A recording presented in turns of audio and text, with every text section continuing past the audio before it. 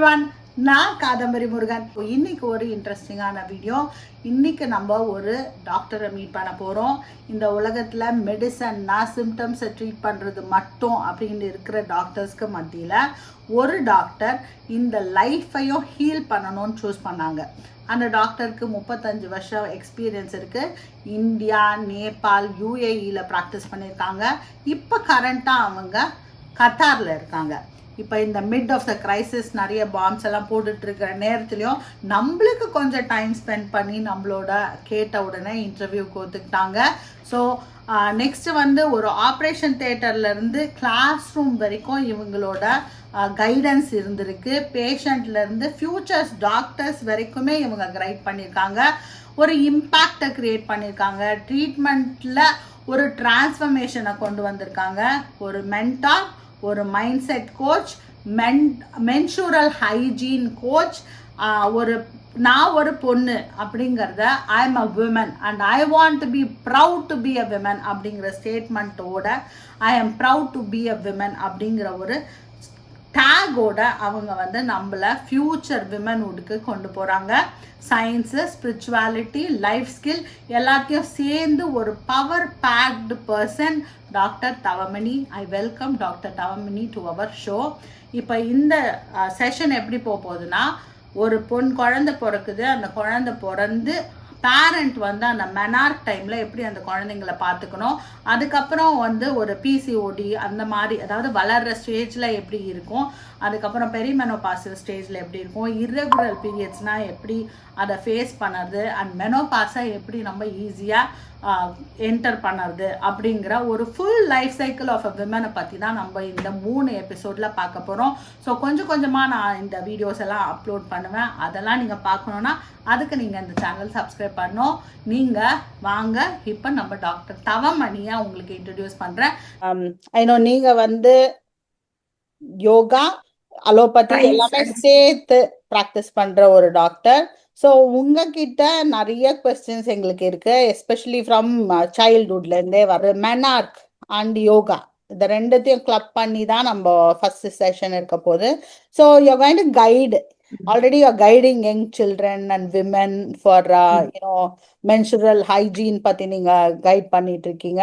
So இப்போ என்னோட question என்னன்னா, மெனார்க்கோட மைல்ஸ்டோன் மூமெண்ட். மெனார்க்குங்கிறது ஒரு மைல்ஸ்டோன், அதாவது பூ பெய்தல்ங்கிறது ஒரு மைல்ஸ்டோன் இவெண்ட் இன் விமென்ஸ் லைஃப் இல்லையா? எவ்வளோ இம்பார்ட்டன்ட் ஓவரால் ஹெல்த் ஜேர்னில, எவ்வளோ இம்பார்ட்டண்ட்டான விஷயம் அது. அந்த டைம்ல இப்போ நிறைய நார்மல் ஏஜுங்கிறதே மாறிடுச்சு. முன்னாடி எல்லாம் ஒரு 12 வயசு, எங்க பாட்டி எல்லாம் கேட்டா 15 வயசு 16 வயசுலலாம் அவங்க அந்த பியூபர்ட்டி அட்டைன் பண்ணியிருப்பாங்க. ஃபர்ஸ்ட் பீரியட்ஸ் வந்திருக்கும் அவங்களுக்கு.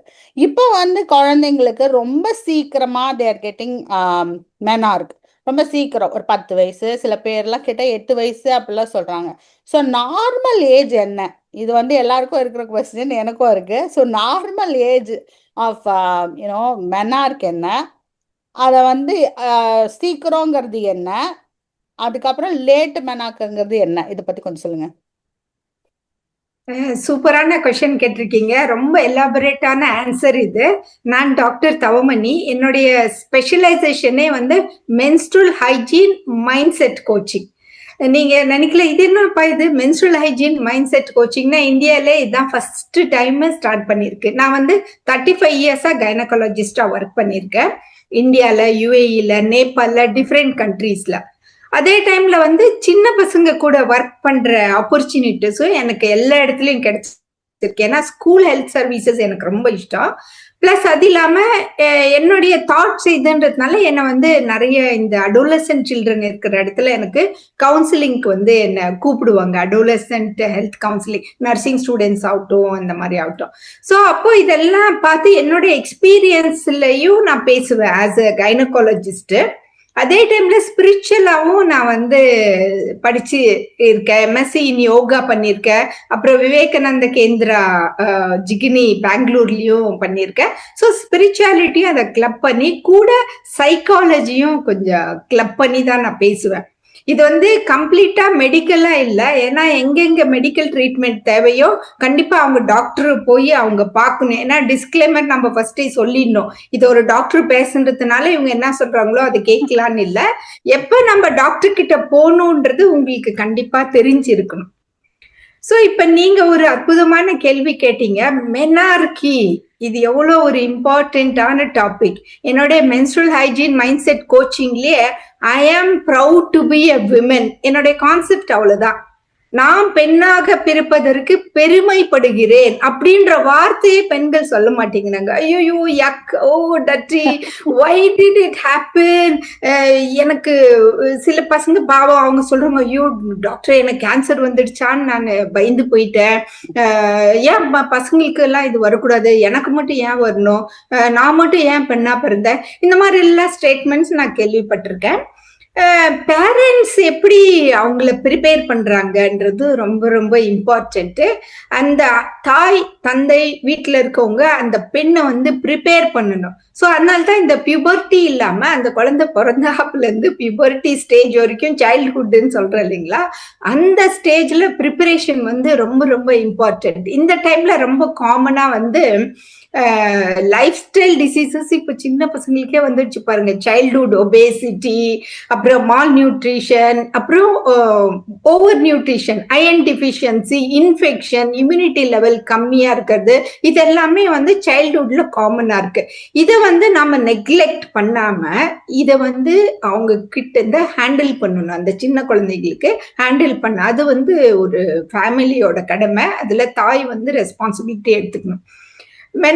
மெனார்கின்றது வந்து நார்மலா வந்து டெஃபினிஷன் பிரகாரம் 9 to 15 years வரைக்கும் இஸ் நத்திங் டு வரி.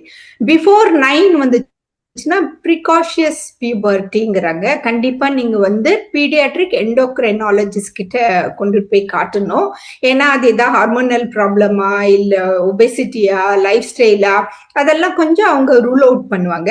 15 இயர்ஸ்க்கு அப்புறமும் பீரியட்ஸ் வரலனாலும் நீங்க வந்து கண்டிப்பா நீங்க வந்து டாக்டர் கிட்ட நீங்க கண்டிப்பா கூட்டிட்டு போகணும். ஏன்னா ஏன் இன்னும் 15 இயர்ஸ் ஆகி வரலன்றதும் ஒரு இருக்கும்.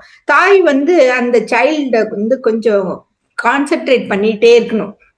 பியூபர்ட்டி அந்த பீரியட்ஸ் வரத்துக்கு முன்னாடி அவங்களுக்கு வந்து பிரெஸ்ட் டெவலப்மெண்ட் இருக்கும், பியூபிக் ஹேர் டெவலப்மெண்ட் இருக்கும், ஆக்சிலரி ஹேர் டெவலப்மெண்ட் இருக்கும். சைல்டு மாதிரி ஓடி ஓடி விளையாடிட்டு இருந்த பொண்ணு இப்ப ரொம்ப ஷையா ஒரு மாதிரி செக்லூடடா சோஷியல் வித்ட்ரா பண்ணி ஒரு மாதிரி உட்கார்ந்து இருக்கும். ஏதோ ஒரு தாட்ஸ்லயே இருக்கும். அதெல்லாம் அந்த அம்மா வந்து கொஞ்சம் கவனிச்சு இப்ப வந்து இதுக்கும் சோசியல் மீடியா அடிக்ஷனுக்கும் கொஞ்சம் கனெக்ஷன் நிறைய இருக்கு. அதனால அவங்களுக்கு தெரியாது இந்த பொண்ணு பியூபர்ட்டினால இப்படி இருக்கா இல்ல சோசியல் மீடியா அடிக்ஷன்னால இப்படி இருக்கான்னு தெரியல. ஏன்னா எப்ப பார்த்தாலும் ஸ்க்ரோல் பண்ணிட்டே இருக்காங்க. அவங்க உடம்புல என்ன நடக்குதுன்றத உடனே சோசியல் மீடியால போடுறாங்க, கூகுள்ல கேக்குறாங்க. பாவம் அவங்க எல்லாம் ஏஐஸ் எல்லாம் அவங்களுக்கு தெரிஞ்சது அவங்க கிட்ட இருக்கிற நாலேஜ் தான் சொல்லும் இல்லைங்களா. அந்த தாய்க்கு மட்டும்தான் அந்த குழந்தைக்கு என்ன கேட்கும் போது நம்மளோட வீடியோ பாப்ப ஆகும்னு நினைக்கிறேன். கரெக்ட். அந்த குழந்தை வந்து என்னன்றது தாய்க்கு தான் தெரியும். ஏஐ கூகுளோட தாய்க்கு தான் தெரியும். சோ அந்த தாய் வந்து கவனிச்சு இதெல்லாம் ஆகும்போது அந்த குழந்தைக்கு வந்து எடுத்து சொல்லணும். இந்த மாதிரி பீரியட்ஸ் வரும், பிளட் கீழ இருந்து வரும், பயப்படக்கூடாது, அந்த மாதிரி வந்துச்சுன்னா நீ என்கிட்ட சொல்லு அப்படின்னு சொல்லி வைக்கணும். கூட யார் இருக்காங்களோ அது. அப்போ அந்த ஃபியர் வந்து கம்மியாகும். ஸோ இப்போ நீங்கள் வந்து என்ன சொல்ல வரீங்கன்னா 9 இயர்ஸ்ல இருந்து 15 இயர்ஸ்க்குள்ள இருந்தா, தட் இஸ் அந்த மெனார்க் அந்த பெய்தல் வந்து இந்த லைக் அந்த ஃபர்ஸ்ட் பீரியட்ஸ் வந்தா அது நார்மல் அப்படின்னு சொல்றீங்க. ஸோ இப்போ 8 வயசுலயோ இல்லை 15 வயசுக்கு மேலேயோ ஆனாதான் இந்த early and late pubertal age. So அப்போ வந்து கண்டிப்பாக நம்ம வந்து ஒரு டாக்டரை போய் கன்சல்ட் பண்ணி எண்டோக்ரைனாலஜிஸ்டை கன்சல்ட் பண்ணோம் அப்படிங்கிறது தான் உங்களோட ஆன்சர் நினைக்கிறேன் இந்த கொஸ்டினுக்கு. ஸோ நம்ம நெக்ஸ்ட் கொஸ்டின் என்ன அப்படின்னு பார்த்தீங்கன்னா, நீங்க சொன்ன மாதிரி நிறைய பிசிக்கல் சேஞ்ச் இருக்கும், எமோஷனல் சேஞ்ச் இருக்கும். இப்போ நிறைய பேர் வந்து என்னன்னா சிங்கிள் பேரண்டாவும் இப்ப நிறைய பேர் இருக்காங்க. ஸோ அப்ப அவங்க வந்து எப்படி அந்த single parent like maybe a மேல் அப்பா மட்டும் இருக்கலாம் அந்த குழந்தைக்கு, இல்ல அம்மா மட்டும், அம்மா இருந்தா ஓகே அவங்களால வந்து அதை ஈஸியா ஹேண்டில் பண்ண முடியும். ஒரு அப்பா மட்டும் ஒரு குழந்தைய பாத்துக்கிறாருன்னா அந்த டைம்ல எப்படி அவர் அதை ஹேண்டில் பண்ணணும் அப்படிங்கறத பத்தி கொஞ்சம் எக்ஸ்பிளைன் பண்ணுங்களேன். சூப்பரான கொஸ்டின். ஏன்னா வந்து அப்பாவோ அம்மாவோ அப்பா அம்மாவோ யாரு கூட இருந்தாலும் சேம் கான்செப்ட் தான். நமக்கு நாலேஜ் இருந்தா தானே நம்ம குழந்தைங்களுக்கு எடுத்து சொல்ல முடியும் இல்லைங்களா? அதை நாம எப்படி எடுத்து சொல்றோன்றத பொறுத்து இருக்கு. இப்ப சிங்கிள் பேரண்ட்னா அந்த குழந்தைக்கும் புரியும். ஆல்ரெடி ஷீ இஸ் ட்ராமடைஸ்டு, இன்னொரு பேரண்ட் இல்லையேன்னு. அது அப்பாவா அம்மாவான்னு தெரியல. சோ அதனுடைய ஸ்ட்ரெஸ் லெவல் கொஞ்சம் எக்ஸ்ட்ராவா தான் இருக்கும். எல்லாத்துக்கும் அப்பா அம்மா இருக்காங்க, எனக்கு மட்டும் அம்மா தான் இருக்கு, எனக்கு மட்டும் அப்பா தான் இருக்குன்ற ஒரு ஸ்ட்ரெஸ் லெவல் இருக்கும். சோ அவங்க அதையும் சேர்த்தி அவங்க சொல்லணும். எத்தனையோ பசங்க சொல்றாங்க இல்லைங்களா, எனக்கு அப்பா அம்மா ரெண்டுமே எங்க அப்பா தான், எனக்கு அப்பா அம்மா ரெண்டுமே எங்க அம்மா தான். அந்த அளவுக்கு அவங்க அன்பு காட்டுறாங்க. தே காம்பன்சேட் திஸ். எத்தனையோ இடத்துல அப்பா அம்மா கூட இருந்தா கூட அப்பா is busy with the work, சில சமயத்துல அம்மா is busy with the work. So அப்போ வந்து எந்த பேரண்ட் வீட்டுல அந்த குழந்தைங்களை கவனிச்சிட்டு இருக்காங்களோ அவங்க வந்து அதை எடுத்து சொல்லணும். எந்த ஏஜ்ல எடுத்து சொல்லணும்னாக்கா, இப்ப வந்து 5th ஸ்டாண்டர்ட்லயே நான் ஸ்கூலுக்கெல்லாம் கவுன்சிலிங்க்கு நான் போறேன். ஃபர்ஸ்ட் டைம் என்ன 5th ஸ்டாண்டர்ட்ல பேசுன்னு சொன்னும் போது நானும் அப்படிதான் நினைச்சேன். ஐயோ 5th ஸ்டாண்டர்ட் 4th ஸ்டாண்டர்ட்ல பேச சொன்னாங்க. 9 இயர்ஸ் இந்த பசங்களுக்கு மென்ஸ்ட்ரல் ஹைஜீன் பத்தி சொன்னா என்ன புரியும் நான் கூட நினைச்சேன். அது அந்த காலம். இப்ப இந்த காலத்துல வந்து 4th ஸ்டாண்டர்ட்னாலே அவங்க 9 இயர்ஸ் ஆயிடுச்சு. அந்த அம்மா கிட்ட சொன்னா, ஐயோ டாக்டர் அது குழந்தைங்க டாக்டர், இப்ப போய் நான் எப்படிங்க டாக்டர் அதை எடுத்து சொல்ல முடியுங்கிறாங்க. இப்ப எடுத்து சொல்லலைன்னா அது பீரியட்ஸ் வந்துடுச்சுன்னா அதுக்கு ஷாக் ஆயிடும். அந்த ஷாக்கு ப்ரிவென்ட் பண்றதுக்கு தான் நாம வந்து ப்ரிப்பேர் பண்றோம். அந்த ஃபங்க்ஷனே பாருங்க, அந்த காலத்துல அந்த ஃபங்க்ஷனே அந்த பிளட் வந்துச்சுன்னா உடனே சுத்தில இருக்கவங்க கிட்ட சொல்லுவாங்க, உடனே மாமாவை கூப்பிட்டு அதுக்கு என்னென்னமோ ஃபங்க்ஷன் எல்லாம் பண்ணி டெய்லி விதவிதமா சாப்பாடு எல்லாம் கொடுத்து கடைசியா கிளைமேக்ஸா பியூட்டிஃபுல்லா ஃபங்க்ஷன் எல்லாம் செய்வாங்க. இப்பெல்லாம் ஹோட்டல்ல கூட பியூபர்ட்டி ஃபங்க்ஷன் கூட நான் அட்டென்ட் பண்ணிருக்கேன். அந்த அளவுக்கு ஓவராவும் பப்ளிஷ் பண்ண தேவையில்லை. பட் அட்லீஸ்ட் அந்த குழந்தைக்கு வந்து ஒரு happiness, this is something to be happy. Because இப்ப அவ பெண்ணாயிட்டா, இவ்வளவு நாள் குழந்தையா இருந்தா, இன்னைக்கு பெண் ஆயிட்டான்னா ஐயோ இனிமே தானே எனக்கு ரெஸ்பான்சிபிலிட்டி அப்படின்ற மாதிரியும் தாய்க்கு ரொம்ப கவலையா இருக்கு. அப்படி இல்ல, கரெக்ட். பெண் ஆயிட்டான்னா என்ன அர்த்தம்? She is ready to deliver baby. இந்த சென்டென்ஸ் கேட்டாலே பயமா இருக்கு. ஐயோ 9 வயசு குழந்தை இது குழந்தைக்கு ரெடி ஆயிடுச்சுன்னா that is a fact, that is a science. அவளுக்கு வந்து ஓவிலேஷன் வந்துடுச்சு, யூட்ரஸ் வந்து ப்ரிப்பேர் பண்ணிடுச்சு, அது பிரெக்னன்ட் ஆச்சுன்னா அந்த ஜைகோட் அங்க ஃபார்ம் ஆவறதுக்கு யூட்ரஸ் ப்ரிப்பேர் ஆயிடுச்சு, பிரெக்னன்ட் ஆகல, அதனால அது பீரியட்ஸா வெளியில வந்துச்சு. இதுதானே ஃபேக்ட். இதனால தானே பீரியட்ஸ் வெளியில வருது. சோ அதுல இன்னொன்னு பயந்துடுறாங்க, அது ஒரு 35 ml ஆஃப் பிளட் தான். பட் ஐயோ பிளட்டுங்கிறாங்க. நம்ம உடம்புல 5 லிட்டர் ரத்தம் போகுது. Every month 35 ml of blood வெளியில வந்துச்சுன்னா in fact you should feel happy. இப்போ பீரியட்ஸ் வந்துச்சு அப்படின்னா ஓவிலேஷன் ஆச்சு, எண்டோமெட்ரியம் நல்லா இருக்கு, அது வெளியில வந்துச்சுன்னு. அதை எப்படி ஹேண்டில் பண்ணணும்ன்றது தான் பிசிக்கல் ஹெல்த். பிசிக்கலா பார்த்தோம்னா அதான் ஹெல்த். அந்த டைம்ல வந்து நம்ம விதவிதமா பேட்ஸ் கொடுக்குறோம். அந்த காலத்துல பேட்ஸ் எல்லாம் காட்டன்ல தான் செஞ்சாங்க. இப்ப அந்த பேட்ஸும் கூட கெமிக்கல்ஸ், பிளாஸ்டிக்ஸ் எல்லாம் போட்டிருக்காங்க. அதனாலயும் அவேர்னஸ் இருக்கணும். அவங்க சிங்கிள் பேரண்டோ டு போத் த பேரண்ட்ஸோ அந்த அவேர்னஸோட அந்த குழந்தைக்கு என்ன பேட் கொடுக்குறோம். ஏன்னா நிறைய ரேஷஸ் அந்த மாதிரி ப்ராப்ளம்ஸ் எல்லாம் கூட வருது இப்ப என்கிட்ட. ஸோ அதனால அவங்க வந்து காட்டன் க்ளோத் பேட்ஸ் நான் பார்த்தேன். நம்ம வந்து வீட்லயே ஸ்டிச் பண்றாங்க, இல்ல நம்ம ஆன்லைன்லயும் ஆர்டர் பண்ணலாம் க்ளோத் பேட்ஸ். அதை வாங்கி அதை ஒரு நாளைக்கு ஒரு 4-5 யூஸ் பண்ணா கூட அதுக்கப்புறம் அதை கசக்கி வாஷ் பண்ணி காய போட்டு திருப்பி ரீயூஸ் பண்ணலாம். அது வந்து 3 இயர்ஸ்க்கு அந்த க்ளோத் பேட் யூஸ் பண்ணலாம். ஐயோ யக்கி அப்படின்னு சொல்லிட்டு நிறைய ஸ்கூல்ல கூட பாத்தீங்கன்னா பின்னாடி எல்லாம் பிளட் ஆயிடும். அது உடனே அதை மறைச்சு போவாங்க. பேக்ல எப்பவுமே ஒரு பேடு வச்சுக்கிறது வெரி இம்பார்ட்டன்ட். சோ அப்ப நமக்கு எம்பராஸ்மெண்ட், இது எல்லாமே ஷேம், எம்பராஸ்மெண்ட், இந்த மாதிரி ஒரு நெகட்டிவ் ஃபீலிங் வரும்போது நமக்கு பீரியட்ஸ்னாலே பிடிக்காது. அதை நம்ம பாசிட்டிவா ஹேண்டில் பண்ண கத்துக்கிட்டோம்னா you will be so excited. ஓ இந்த வாட்டி பீரியட்ஸ் ஆயிடுச்சு, வாவ் தேங்க்யூ அப்படின்னு நம்ம வந்து ஹாப்பியா சொல்லிக்குவோம். True, very true. இப்போ வந்து நம்ம கேர்ள்ஸ் வந்து யூஆர் சேயிங் அந்த பேரண்ட்ஸ்க்கு வந்து சேஞ்சஸ் என்ன மாதிரி சேஞ்சஸ் வரணும்னு கேட்டதுக்கு நீங்க சொன்னீங்க ஆன்சிலரி ஹேர் growth இருக்கும், breast டெவலப்மெண்ட் இருக்கும், பியூபிக் ஹேர் இருக்கும், அதெல்லாம் சொன்னீங்க. இப்போ வந்து நிறைய என்கிட்ட வர குட்டி பசங்கள்லாம் கூப்பிட்டு வருவாங்கல்ல, எனக்கு வந்து என் பொண்ணு வந்து சீக்கிரமா வந்து லைக்கணும் அவங்க வந்து பியூபர்ட்டி வரக்கூடாது, அவங்களுக்கு யோகா சொல்லி கொடுங்க, இப்படிலாம் வருவாங்க. லைக் அவங்க என்ன கரெக்ட். நினைச்சுக்கிறாங்கன்னா யோகா நல்லா பண்ணா அவங்களுக்கு வந்து ரொம்ப டிலே ஆகும், வந்து மைண்ட் செட் அப்படி இருக்கு, மைண்ட் செட் மக்களுக்கு டிலே ஆகும் அவங்களுக்கு. அதே மாதிரி பரதநாட்டியம் ஆடுனா அந்த மாதிரி நிறைய பிசிக்கல் ஆக்டிவிட்டி நிறைய இருந்தா அந்த பசங்களுக்கு வந்து லேட்டா வந்து அவங்களுக்கு தட் இஸ் அந்த 13-14 இயர்ஸ்ல அவங்க வந்து மெனார்க் ஆவாங்க, அவங்க அப்பதான் அந்த வயசுக்கு வருவாங்க அப்படின்ற மாதிரி ஒரு மித்து, ஒரு தாட் ப்ராசஸ்லாம் இருக்கு. ஸோ அதுக்கு நீங்க என்ன பதில் சொல்றீங்க? லைக் அந்த மாதிரி இருக்கா, உண்மையிலே இருக்கா, சயின்டிபிக்கா இருக்கா? ரியலாவே சூப்பரான கேள்வி கேட்டீங்க. இட் இஸ் ஃபேக்ட் இது. ஏன்னா ஓகே. வந்து lifestyle changes makes a big difference. Lifestyle changes makes a big difference. அதனால தான் நீங்க யோகா டீச்சர்ன்றதுனால உங்ககிட்ட அவங்க வந்து கூட்டிட்டு வராங்க. ஸோ யோகான்னா பிசிக்கல் ஆக்டிவிட்டி இருக்கு, மெடிடேஷன் இருக்கு, ஸ்ட்ரெஸ் மேனேஜ்மெண்ட் இருக்கு, ஃபுட் ஹேபிட்ஸ் இருக்கு. யோகால கண்டிப்பா நீங்க சொல்லி தரீங்க இல்லைங்களா? ஃபுட் ஹேபிட்ஸ் நிறைய ஃப்ரூட்ஸ் வெஜிடபிள்ஸ் சாப்பிடணும், நிறைய தண்ணி குடிக்கணும், இந்த மாதிரி எல்லாம் சொல்லி தரீங்க. அதனால வந்து சைல்ட்ஹுட் ஒபேசிட்டி கம்மி ஆகுது. லைஃப் ஸ்டைல் நான் பார்த்திருக்கேன், பரதநாட்டியம் டீச்சர் வந்து குழந்தை எப்படி நடக்கணும்னு கூட சொல்லி தராங்க. ஆமா. பெண் மாதிரி நடமா அப்படின்னு சொல்லி தராங்க. சோ அப்போ பெண் மாதிரி சாப்பிடுமா, ஒரு பெண்ணுனாரு ஒரு எலிகன்ஸ் இல்லைங்களா, ஒரு எலிகென்ட்டா ஒரு எப்படி வாழ்றது அப்படின்றத வந்து அவங்க கத்து தராங்க. சோ அப்போ வந்து ஜங்க் ஃபுட் கண்டிப்பா யோகால நாட் அலௌட் இல்லைங்களா? நம்ம வந்து பெப்சி, இப்போ கொக்கோ கோலா, இந்த பீஸா, பர்கர் இதெல்லாம் வந்து நம்ம கல்ச்சரே இல்ல, நம்ம ஃபுட்டே இல்ல. அழகா பொரியல், ரசம், குழம்பு, தால். அந்த காலத்துல நிறைய ரைஸ் சாப்பிட்டாங்க, இப்ப அந்த ரைஸ் நம்ம அவாய்ட் பண்ண சொல்றோம். அது பதில் புரோட்டீன்ஸ் அண்ட் இது தரணும். அடுத்தது வந்து எக்ஸசைஸ் பண்றதுக்கு குழந்தைங்களுக்கு எங்க டைம் இருக்கு? எப்பவுமே அவங்க டிவி முன்னாடியும் மொபைல் முன்னாடி தான் உட்கார்ந்து இருக்காங்க. அவங்களுக்கு எப்படி ஆக்டிவிட்டிஸ் சொல்லி தரது? அதனாலதான் உங்ககிட்ட கூட்டிட்டு வராங்க. டாக்டர் நீங்க எப்படியாச்சும் சரி பண்ணிடுவீங்க அப்படின்னு சொல்றாங்க.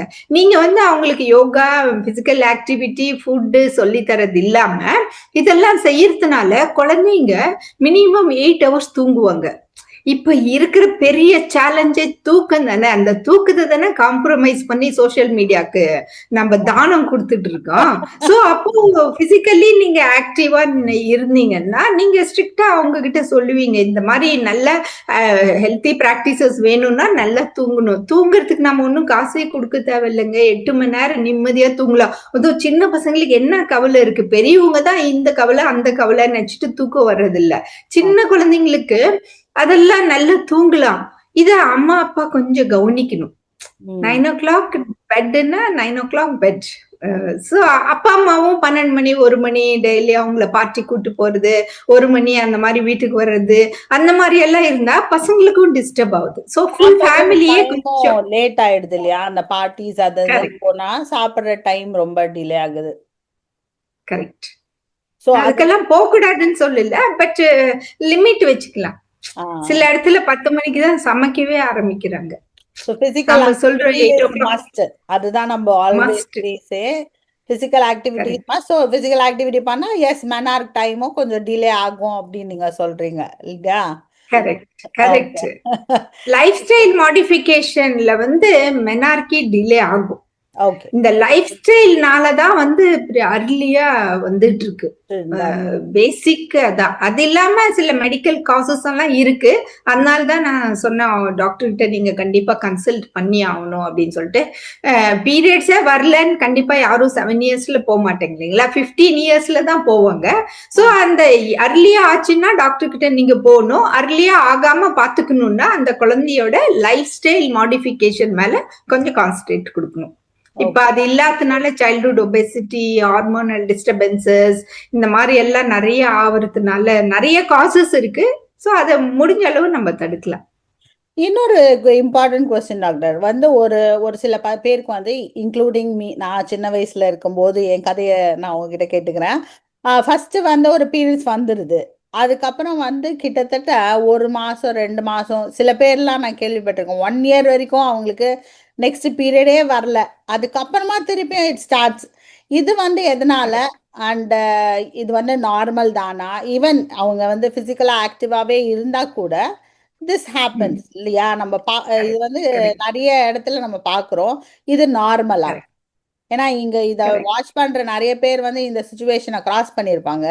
ஸோ அதனால நான் ஆமாம் கேட்குறேன். Correct correct. இதுவும் important question.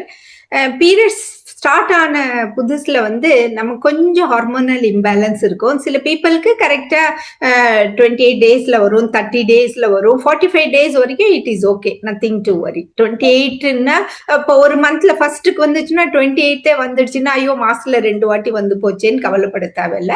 28 days is okay. அதே மாதிரி up to 45 days is okay. But ஆனாலும் நீங்க இதை வந்து அப்சர்வ் பண்ணணும். எப்பவுமே ஒரு ஜர்னல் போட்டுக்கணும். உங்க குழந்தை எப்போ வந்து பீரியட்ஸ் ஆச்சுன்றதை நம்ம வந்து எழுதி வச்சுக்கணும், அதை கவனிக்கணும். அந்த சைக்கிள்ஸ் வந்து இரெகுலரா இருந்துச்சுன்னா இனிஷியலா வந்து அது ஹார்மோனல் இம்பேலன்ஸ், அது கொஞ்சம் ரெகுலரைஸ் ஆகுற வரைக்கும் அப்படி இரெகுலரா தான் இருக்கும். பட் ஆனா ஹெவி ஃப்ளோ இருந்துச்சுன்னா இம்மிடியட்டா நீங்க டாக்டர் கிட்ட போகணும். வேற ஏதாச்சும் டவுட்னாலும் போகணும். நான் யூஸ்வலா வந்து கைனகாலஜிஸ்ட் மைண்ட்ல ஒரு தாட் ஓடும். என்ன சொல்லுங்க, பீரியட்ஸ் நின்னு போச்சுன்னா என்ன தாட் ஓடும் ஆஸ் எ டாக்டர்?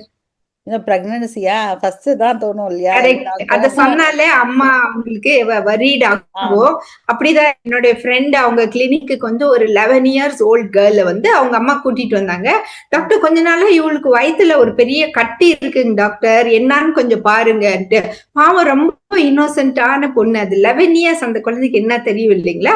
அந்த டாக்டர் செக் பண்ணதும் ஒரே ஷாக்கு. 8 மாசம் நிறை கர்ப்பிணி, ஃபீட்டல் ஹார்ட் ரேட் டப் டப்புன்னு இது. ஆனா அந்த டாக்டர் அம்மாவோட ஹார்ட் பீட்டும் டப் டப்புங்குது. ஏன்னா இந்த பொண்ணு பிரெக்னெண்டா இருக்குன்னு சொன்னா இப்ப டாக்டருக்கு தானே பிரச்சனை ஆகுது. சோ அதனால அவங்க சொன்னாங்க, நீங்க டாக்டர் நீங்க வந்து கவர்மெண்ட் ஹாஸ்பிட்டலுக்கு போய் ஒரு ஸ்கேன் பண்ணிக்கோங்க. ஏன்னா ப்ரூஃப் நாங்க பண்றது எவிடன்ஸ் பேஸ்ட் மெடிசன் இல்லைங்களா, நீங்க வந்து கவர்மெண்ட் ஹாஸ்பிட்டல்ல போய் ஒரு ஸ்கேன் பண்ணிக்கோங்க அப்படின்னு சொல்லி சொன்னாங்க. ஸ்கேன் பண்ணது அவங்க கன்ஃபார்ம்டுன்னு சொல்லிட்டாங்க. அது எப்படி ஆச்சு என்ன ஆச்சுன்னு கண்டுபிடிக்கிற பதிலு ஏன் இந்த டாக்டர் எங்களுக்கு சொல்லல, அப்பவே சொல்லி இருக்கணுமேன்ட்டு. நானே வந்து எம்பிபிஎஸ் முடிச்சு இன்டர்ன்ஷிப் பண்ணிட்டு இருக்கும் போது சர்ஜிக்கல் வார்டுல எங்களை கூப்பிட்டாங்க, கைனகாலஜி போஸ்டிங்ஸ் எனக்கு. ஸோ பிஜி எங்களையும் கூட்டிட்டு போவாங்க. இந்த மாதிரி ஒரு சின்ன பொண்ணுங்க வந்து வயிற்றுல கட்டின்னு வந்து இருக்கு, இப்பதான் வந்து அட்மிட் ஆச்சு, நாங்க ஒன்னா டெஸ்ட் பண்ணிட்டு இருக்கோம். இந்த கைனகாலஜிக்கல், ஏன்னா டாக்டர்ஸ்னா இது ஒரு ஃபர்ஸ்ட் ரூல் அவுட் பண்ணணும்ல, அந்த அம்மா செத்தஸ்கோப் போட்டதும் dub dub dub heart beat. அந்த குழந்தை என்ன பண்ணுவாங்க, அந்த குழந்தைய வந்து விட்டுட்டு தான் போவாங்க. இப்ப சில ஆர்கனைசேஷன்ல அதை வந்து எடுத்துட்டு போய் அனாதாசிரம்ல கொடுத்துருவாங்க. சோ அதனாலதான் இந்த டீனேஜ்ங்கும் போது டீனேஜ் பிரெக்னன்சி வந்து கேர்ஃபுல்லா இருக்கணும். பயப்பட தேவையில்லை, ஐயோ என் குழந்தை பிரெக்னென்ட் ஆயிடுமான்னு பயப்பட தேவையில்ல. அந்த குழந்தை அதுக்கு தெரியல அது. சோ அந்த ஆண் என்ன பண்றாங்களோ அவங்களுக்கும் அதுல ரெஸ்பான்சிபிலிட்டி இருக்கு. இந்த சின்ன குழந்தைய போய் ஏன் இப்படி செய்யலாம், நம்ம அடுத்தவங்களை எல்லாம் திட்டிட்டு இருக்கிற பதில நம்மளே கேர்ஃபுல்லா இருந்துக்கணும். ஏன்னா சொசைட்டில என்னென்னமோ இருக்கு. அதனாலதான் வந்து சில்ட்ரனுக்கு எப்பவுமே குட் டச் பேட் டச் சொல்லி தரோம். பேட் டச் ஏதாச்சும் இருந்துச்சுன்னா உடனே அம்மா கிட்டயோ டீச்சர் கிட்டயோ யார்கிட்டயோ இம்மீடியட்டா சொல்லிடுங்க அப்படின்னு சொல்லி. அப்போ அவங்களுக்கு இதெல்லாம் எக்ஸ்பிளைன் பண்ண முடியாது சின்ன குழந்தைங்களுக்கு. சோ குட் டச் பேட் டச்ன்னு அவங்க லாங்குவேஜ்ல அவங்களுக்கு சொல்லி கொடுத்து அப்போ செய்யறோம். நான் வந்து role of sleep and physical activity தான் நீங்க அதை கவர் பண்ணிட்டீங்க. ஆக்சுவலா ரோல் ஆஃப் ஸ்லீப் வந்து you said already 8 hours of sleep இருக்கணும் அப்படி சொன்னீங்க. இப்ப இந்த ஷாக்கிங்கா நீங்க ஒரு இன்ஃபர்மேஷன் கொடுத்தீங்கல்ல, 11-year-old பிரெக்னன்சி அப்படின்னு. இந்த குழந்தைங்களுக்கு நம்ம எப்படி அதை எஜுகேட் பண்ண முடியும்? How can a person be irresponsible to give a child to 11-year-old? அது எவ்வளோ அசிங்கமான ஒரு விஷயம் இல்லையா? அதை வந்து முதல்ல நம்ம அதை எப்படி நான் வந்து ஃபார்முலேட் பண்றது நான் யோசிச்சுட்டு இருக்கேன், அந்த வேர்ட்ஸ் டு ஃபார்முலேட்டட். ஸோ இதை எப்படி வந்து நம்ம அந்த குழந்தைக்கு சொல்லி தர்றது? நீங்க குட் டச் பேட் டச்லாம் சொல்றோம், பட் அந்த குட் டச் பேட் டச் யார் பண்றாங்கன்றதும் இருக்குல்ல. எனிபடி அட் இப்படி இந்த 11 வயசு குழந்தைக்கு இது மாதிரி நடக்குதுன்னா it could be a close relative. So நம்ம வந்து அதையும் நம்ம சொல்லி தரணும்ல. யாரா இருந்தாலும் நீ வந்து அம்மா கிட்ட சொல்லணும் அப்படிங்கறத வந்து வி ஷுட் சோஷியல் அவேர்னஸ் வந்து கண்டிப்பா இருக்கணும் அந்த பசங்க. கரெக்ட் ஸோ அது வந்து கரெக்ட். என்ன பண்ணா அந்த பசங்களுக்கு நல்லா புரியும், லைக் என்ன சொன்னா அது புரியும். வந்து தாய் வந்து ஒரு கவனிப்போட இருக்கணும், குழந்தைங்க என்ன செய்யறாங்க என்ன பண்றாங்கன்னு. அவங்க குட் டச் பேட் டச் வந்து டெய்லி அவங்க கிட்ட பேசுற அளவுக்கு இருக்கணும். இப்பெல்லாம் பசங்க ஒரு ஏஜ் வந்ததும் அப்பா அம்மா கிட்டயே பேசுறதே கம்மி பண்ணிடுறாங்க. நாம முடிஞ்ச அளவு அந்த ஃப்ரெண்ட்ஷிப் வச்சுக்கணும். அதே மாதிரியே ஸ்கூல்லயும் அதே மாதிரிதான் டீச்சர்ஸும் ஒரு ஃப்ரெண்ட்ஸா தான் பழவிட்டு இருக்காங்க. டீச்சர்ஸ் கிட்டயும் அவங்க போய் சொல்றாங்க, பசங்க வந்து டீச்சர்ஸ் கிட்டயும் போய் பண்ணிக்கிறாங்க, சொல்றாங்க, ஷேர் பண்ணிக்கிறாங்க. சோ அந்த மாதிரி நாம சொசைட்டில இருக்கிற நம்மளும் ரெஸ்பான்சிபிளா இருக்கணும். அந்த மாதிரி ஒரு ஆள் இப்ப அப்படின்னாக்கா உடனே வார்ன் பண்ணணும். இப்ப யாரோ ஒரு ஆளு மிஸ்பிஹேவ் பண்றாங்கன்னா வார்ம் பண்ணணும். நம்ம அந்த டாபிக் அப்புறம் வச்சுக்கலாம். ஏன்னா பசங்களுக்கு இவ்வளவுதான் நம்ம சொல்லி தரணும், குட் டச் பேட் டச் சொல்லி தரணும். பேரண்ட்ஸ் கிட்டயும் டீச்சர்ஸ் கிட்டயும் அந்த பசங்க ஓப்பனா பேசுற அளவுக்கு நம்ம அவங்களுக்கு ஸ்பேஸ் கொடுக்கணும். அந்த குழந்தைங்களுக்கு வந்து ஸ்பேஸ் கொடுக்கணும். அப்புறம் அவங்களுக்கு வந்து நாலேஜ் கொடுக்கணும். இவ்வளவு நாலேஜ் கொடுக்கலாம், அம்மா உனக்கு பீரியட்ஸ் வரும் அப்படின்னா ஓவிலேஷன் வரும், ஏன்னா குழந்தைய பெக்கிறதுக்கு ரெடியா இருக்கு அந்த சின்ன குழந்தை. சோ அப்போ இந்த நாலேஜ் கொடுக்கணும், உனக்கு பீரியட்ஸ் வரும் அப்படின்னா யூட்ரஸ்ல இருந்து அந்த பிளட் வருது, ஓவிலேஷன் வரும்.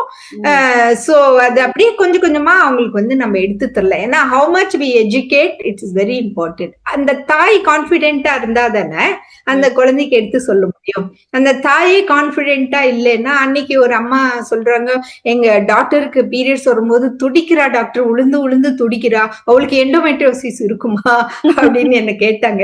நான் சொன்னேன், நீங்க டாக்டர் ஆக எண்டோமெட்ரியோசிஸ்ன்ற வேர்டு எங்க கண்டுபிடிச்சீங்க? கூகுள்ல இருந்து எல்லாம் கண்டுபிடிச்சிக்கிறாங்க. டாக்டர்ஸே லாஸ்டா தான் எண்டோமெட்ரியோசிஸ் டயக்னோஸ் பண்றது. எண்டோமெட்ரியோசிஸ் டயக்னோஸ் பண்ணி அதுக்கு லாப்ரோஸ்கோபிக் தெரப்பி எல்லாம் பண்ண டாக்டர்ஸ் எல்லாம் நான் பார்த்திருக்கேன். பட் ஆனா ஒரு தாய் வந்து ஃபர்ஸ்ட் எடுத்ததும் எண்டோமெட்ரியோசிஸ் நினைக்க கூடாது. ஃபியர், அந்த தாய் மனசுக்குள்ள ஃபியர் வந்துச்சுன்னா அது ட்ரூ ஆனாலும் ஆகும். ஃபியர், ஏன்னா எண்ணம் சொல் செயல் இருக்கு இல்லைங்களா, நம்மளுடைய thoughts words and deeds are very much connected. இங்கதான் ஸ்பிரிச்சுவாலிட்டின்றது வருது. சயின்ஸ்ல வந்து நாங்க அவ்வளவு சொல்ல மாட்டோம், but spirituality it is the fact. எண்ணம் சொல் செயல், நம்ம மனசுல இருக்கிற ஃபியர் தான் அது ரியலா ஆகுது, தாட்ஸ் ஆகி ரியலா ஆகுது. சோ அதனால வந்து அந்த தாய் வந்து இல்லம்மா டோன்ட் வரி, இந்த பீரியட்ஸ்னா இப்படிதான் இருக்கும், இந்த ஒரு கொஞ்சம் ஹாட் வாட்டர் குடி, ரெஸ்டடு, ஹாட் வாட்டர் பேக் எடுத்துக்கோ, அந்த மாதிரி எல்லாம் கொஞ்சம் கவுன்சில் பண்ணி சரி பண்ணணும். ரொம்ப ஜாஸ்தியா இருந்துச்சுன்னா டாக்டர் கிட்ட போய் அவங்க கன்ஃபார்ம்டா டயக்னோஸ் பண்ண பிறகுதான் அவங்க மனசுக்குள்ள அந்த தாட்டே வரணும். எண்டோமெட்ரியோசிஸே இருந்தா கூட அப்போ ஒன்னும் சர்ஜிக்கல் கரெக்ஷன் எல்லாம் பண்ண போறது இல்ல, சிம்டமேட்டிக் ட்ரீட்மெண்ட் தான் கொடுப்பாங்க. சோ அதனால நம்ம வந்து எண்ணம் கிளியரா இருக்கணும், நம்மளுடைய தாட்ஸ் எப்பவுமே பாசிட்டிவ் தாட்ஸா இருக்கணும். இந்த பீரியட்ஸ் வந்து பாசிட்டிவா எடுத்துக்கணும் நம்ம. ஆமா, அதுக்கு தான் நம்ம ஃபர்ஸ்ட் ஒர்க் பண்ணணும். ஸோ இப்போ இன்னொன்று வந்து யோகா டியூரிங் பீரியட்ஸ். நாங்கள் வந்து சில யோகா போசஸ் வந்து பீரியட் பெயின் சரி பண்ணறதுக்காக நம்ம கொடுப்போம். ஜென்ரலாக வந்து யோகா பண்ணலாமா பண்ணக்கூடாதான்ற கொஸ்டின் எல்லாருக்கும் இருக்கும். நிறைய பேர் வந்து இந்த மெடிடேஷன் ப்ராக்டிஸ்லாம் நம்ம வந்து சாந்தியோட நிறுத்திப்போம். தட் இஸ் மூலாதாரா மெடிடேஷன் மட்டும்தான் அந்த டைம்ல நம்ம பண்ண சொல்லுவோம். ஸோ உங்களோட பர்ஸ்பெக்டிவ் என்ன யோகா டியூரிங் பீரியட்ஸுக்கு? நம்ம முத்ரா யோகா நோ அப்படின்னு சொல்லக்கூடாது. ஏன்னா இந்த பீரியட்ஸ் டைம்ல யோகாவே செய்யக்கூடாது அப்படின்னு இல்ல, you can restrict little bit. இப்ப வந்து தலை கீழே நிக்கிற யோகா அந்த மாதிரி எல்லாம் வந்து நீங்க டீப்பா ரிசர்ச் பண்ணோம்னா அதுக்கும் இதுக்கும் கனெக்ஷன் இல்லைன்னு தான் சொல்லுவாங்க. நம்ம பேசிக்கா பாருங்க, சிம்பிளான யோகா, இப்ப எப்படி பட்டர்ஃபிளை பாஸ்டரு, இந்த சில இந்த மாதிரி யோகா, பிரீதிங் எக்ஸசைசஸ் இதெல்லாம் செய்யலாம். சில இடத்துல வந்து ஆக்டிவிட்டிஸே கூடாது, அவங்க படுத்துதான் இருக்கணும், ரெஸ்ட் எடுக்கணும், அதுவும் இல்ல. மைல்டு ஆக்டிவிட்டிஸ் இருந்தா தானே அந்த பிளட் ஃப்ளோ வெளியில வரும் இல்லைங்களா. சோ அதனால வாக்கிங் பண்ணலாம், சில யோகாஸ் எல்லாம் பண்ணலாம், பிரீதிங் எக்ஸசைசஸ் எல்லாம் பண்ணலாம். பிராணாயாமா ஜென்ரலாகவே நம்ம யோகாவில் கொடுப்போம். பீரியட்ஸ் டைம்லேயும் பிராணாயாமா கொடுப்போம். அந்த பீரியட்ஸ் வரலன்னா நம்ம வந்து பத்தகோணாசனா, தட் இஸ் பட்டர்ஃப்ளைல இப்போ ஃபார்வர்ட் ம், பெண்டிங் பண்ணால் வந்து ம். வரும் அப்படின்னு சொல்லுவோம். ஸோ இது கரெக்ட், வந்து நார்மல். ஸோ ஒரு ஒரு கரெக்ட். இப்போ வந்து நம்மளுக்கு செஷன் முடிய போகுது டாக்டர். நான் வந்து இதை கட் பண்ணிக்கிறேன் ஓகே, அப்புறமா. ஸோ இப்போ வந்து சரி. என்னன்னா, ஒரு மித் அபவுட் பீரியட் ஏதாவது உங்களுக்கு தெரிஞ்ச மித் ஏதாவது இருக்கா? இந்த மக்கள் நீங்க நிறைய பாருங்க, பேரை பார்த்து. மித்துன்னா அவங்க பீரியட்ஸ் டைம்ல குழந்தை ரெஸ்ட் தான் எடுக்கணும், உள்ளதான் படுத்து இருக்கணும், வெளியில எல்லாம் எங்கேயும் போகக்கூடாது அப்படின்னு சொல்றாங்க. அப்படியெல்லாம் இல்ல. இந்த டைம்ல வந்து அந்த காலத்துல அவங்களுக்கு ப்ராப்பர் பேட்ஸ் எல்லாம் இருக்குல்ல, அது அப்படியே லீக் ஆகிட்டே இருக்கும், அதனால ரெஸ்ட்ல இருக்க சொன்னாங்க. இப்போ வந்து நம்ம நார்மல் ஆக்டிவிட்டிஸ் செய்யலாம், normal food habits, normal walking இதெல்லாம் செய்யலாம். எக்ஸ்ட்ரா எதா இருந்துச்சுன்னா அப்போ நம்ம வந்து அவாய்ட் பண்ணிக்கணும். ஏன்னா எமோஷனல் சேஞ்சஸும் இதுல இன்வால்வ்டு. மென்ஸ்ட்ரேஷன் டைம்ல வந்து கொஞ்சம் முடிஞ்ச அளவு ரெஸ்ட் இருக்கிறது பெட்டர். அப்புறம் ஒரு ஹேபிட், அந்த மென்சுரல் டைம்ல ஒரு ஹேபிட் ஃபாலோ பண்ணது குழந்தைங்க, இதை யங் கேர்ள்ஸுக்கு என்ன மாதிரி ஹேபிட் ஃபாலோ பண்ணலாம்? நல்லா தூங்கணுங்க, அது ரொம்ப இம்பார்ட்டன்ட். 8 ஹவர்ஸ் தூங்கணும். நல்லா தண்ணி குடிக்கணும். At least 6 to 8 glasses of water. Iron rich food, கீரை, பெரிச்சம்பழம், இந்த மாதிரி iron rich food, fruits, vegetables சாப்பிடணும். ஏன்னா அந்த டைம்ல சாப்பிட்றதுக்கே எனக்கு இஷ்டம் இல்லை, எனக்கு இது வேணாம் அது வேணாங்கிறங்க. நல்லா சாப்பிடுங்க, ஆக்டிவா இருங்க, நல்லா தூங்கி எழுந்திரிங்க. அப்பவே உங்களுக்கு ஒரே ஆக்டிவா இருக்கும் உங்களுடைய மனசு. அப்புறம் வந்து ஒரு மெசேஜ் யங் கேர்ள்ஸ்க்கு ஃபர்ஸ்ட் பீரியட்ஸ் இப்போ ஆகுதுன்னு வச்சுக்கோங்க, அவங்களுக்கு ஒரு மெசேஜ் கொடுங்க டாக்டர். ஃபர்ஸ்ட் பீரியட்ஸ் ஆன குழந்தைங்களுக்கு வந்து just celebrate, hey I am proud to be a women அப்படின்னு செலிப்ரேட் பண்ணுங்க. ஏன்னா அன்னைக்கு தான் நீங்க விமன். விமனுக்கும் மென்னுக்கும் இதான் ஒரே டிஃபரன்ஸ் இல்லைங்களா? ஹே ஐ அம் எ விமன். அதுக்குன்ட்டு பெண்கள் ஆண்களோட உயர்ந்தவர்களும் இல்ல, ஆண்கள் பெண்களோட உயர்ந்தவர்களும் இல்ல, ஈக்குவலும் இல்ல. எல்லாரும் unique. Every human being is unique. So we should always say hey I am proud to be a women. That's nice. Inspiring doctor, such a bubbly doctor. I am proud to be a women அப்படிங்கிற நோட்டோட மெனார்க்கை பற்றி அவங்க முடிச்சிருக்காங்க. நம்மளோட அடுத்த session இவங்களோட தான் continue ஆக போகுது. அடுத்தடுத்த வீடியோஸை நீங்கள் பார்க்கணும், அடுத்தடுத்த செஷனை நீங்கள் பார்க்கணும். இந்த டாக்டரோட ஸ்பீச்சை நல்லா கேட்டு உங்களோட மைண்டை அவேக்கன் பண்ணி ஹீலிங்கை வித்தின் கொண்டு வரணும் அப்படின்னா இந்த சேனலை நீங்கள் சப்ஸ்கிரைப் பண்ணிக்கோங்க. அடுத்தடுத்த வீடியோஸை பார்க்கறதுக்கு பெல் ஐக்கானையும் கிளிக் பண்ணிக்கோங்க. Be happy, make others happy. வாழ்க வளமுடன்.